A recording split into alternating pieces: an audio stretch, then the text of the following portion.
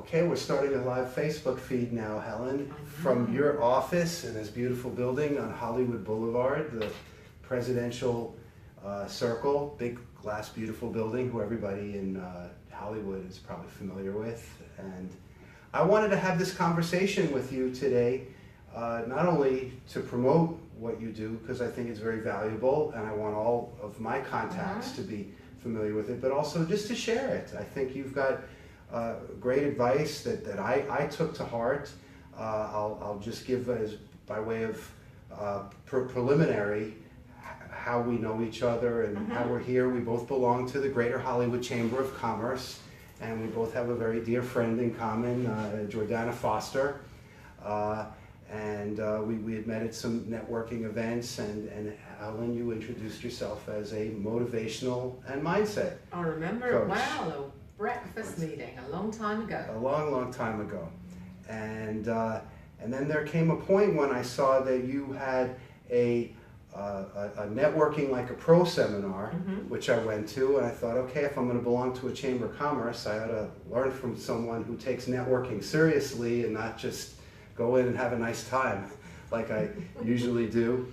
And it was at that time where Helen, you gave me great advice. You said, you do so many different things, but you can't promote yourself like that. You need to promote the one thing that really matters or interests you the most. And at the time, I introduced myself as a candidate for Congress, as an attorney who does litigation and mediation, as a yoga instructor. Yeah. I introduced it too much, and so you said, stick with one thing, and I searched my heart and thought that the one area of my professional practice that I would like to develop the most now is as a collaborative family law attorney, helping people to resolve cases out of court and to do it in a way that they don't traumatize the children or each other. And I'm going to stop talking soon, so because this is supposed to be a dialogue. Which is very important what you do, because the children do get forgotten sometimes in what you do. But yes, you then came to my workshop, and just for a bit of background also, you know, I teach networking, but I also teach a lot of other things as well. And I know that a lot of you have already seen me, and my website is hvella.com or manageanxieties.com. Both have everything that I do on there. But today we wanted to talk, or you wanted to ask me something. Well, I think I put on the description for the show about achieving and setting goals. So that's sort of where we got started, is like, you got to decide, Stuart, what it is that you want to do more than anything else, and that's how you're going to network effectively, is by leaving that in people's minds instead of little pieces of all the different things that you do. So you said that I needed to put everything down in writing. We had some private coaching sessions, she and I, after her networking seminar, which you do monthly, right, at the Chamber of Commerce? I do. And then she invited me to join a weekly leads group at the Hollywood Chamber of Commerce, and to be there as a collaborative family law professional, as a collaborative attorney.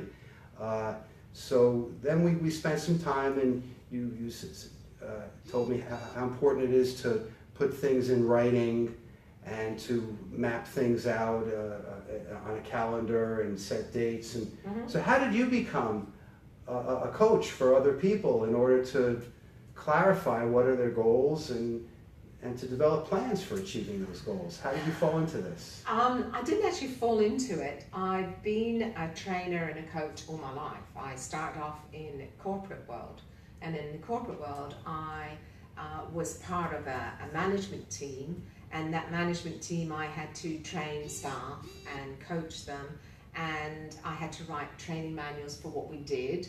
It was for several big organizations that I've worked out throughout my career. And I found that I had a pretty good knack of being able to help the staff within the corporation, which I did in all of the UK and parts of Europe as well. I was able to understand what they were going through, and I had an empathy for what it was, their challenges for trying to achieve their goals within the corporation and the goals that we set for them. And some people would reach goals easily, and some people would have a challenge. And I was always able to help them and train them and write their manuals out for them and write the goals for them. And then when I went to work for myself, I took all the qualifications that you need. I took my neuro-linguistic programming, I took my coaching, I took my creative mind mapping, all the different certifications that you need. Just like you've got lots of certifications, and we pay a lot of money to learn what we know. So through that, I then started up my own business after a few years of getting all my certifications and everything. And throughout that, you have to set your own goals. And what I found was that people would set a goal or have something in mind. Okay, I want to be, this. I want to earn this amount of money. I want to be this weight. I want to be all of that. But it was always just something they would talk about, something in their head, something in their mind. But the one thing that you have to do if you want to achieve your goals is you have to keep them written down.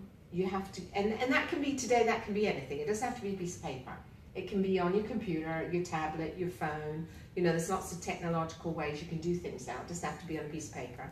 Whatever your medium is that works for you is the best way. And you have that goal and you revisit that goal all the time, and you do it in bite-sized pieces. So if you've got a 5-year goal that in 5 years' time I want to own my own business and I want to be earning $3 million a year and I want to have a wife and a family and all this sort of thing, that's all well and good. You can do that.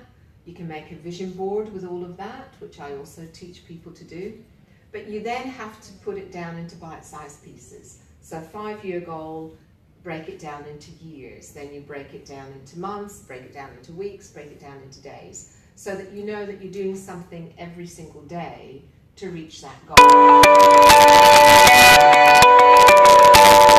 I should have turned off the sound before, but I'm going to do it right now. I was thinking that while you were talking, that once we take a pause, I'm going to turn off the sound. There we go. We're back in business. Yeah, it's that easy. And technology is a bit of a challenge, right? Because I just need to fix something on my phone Yeah, yours was as well. buzzing too. Yeah, I just need to do mine too, because we all have these different challenges that go on, and it works out that we technologically sometimes can be inept. So getting back to goals, you